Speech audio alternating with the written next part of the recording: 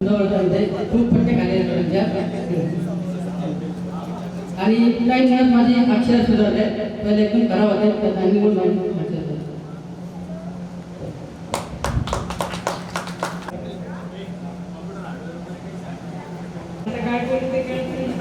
सगळ्यात म्हणजे महत्त्वाचं सगळ्यांचे धन्यवाद मला बोलवल्याबद्दल. कारण जेव्हापासून शाळा सुरू तेव्हापासून ताईंना भेटण्याची खूप इच्छा होती सगळ्या शिक्षकांना. मी आता सध्या मार्केटिंग करते. शाळेच्या आठवणी खूप आहेत, सांगायला आता वेळ कमी आहे.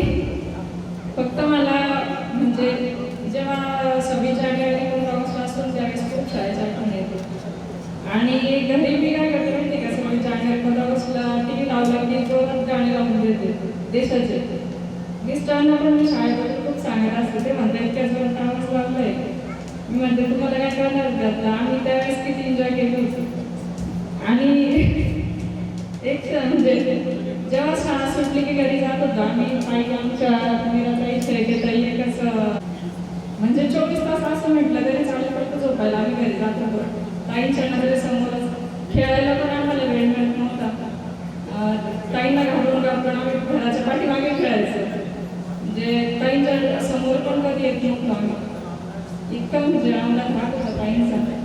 आणि आज ती इच्छा खूप म्हणजे आज पूर्ण झाली. त्यामुळे बस बोलायला खूप पण बोलता येत नाही आता, नंतर कधीतरी सांग. थँक्यू. त्यांनी पण त्यांचं मनोगत व्यक्त करावं.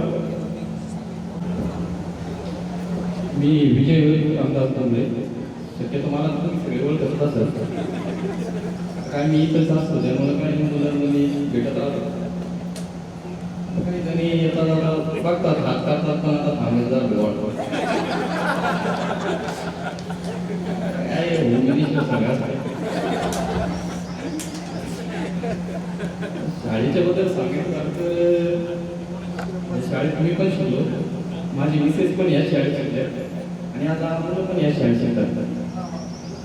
शाळेत जाणं आमचं चालूच राहतं.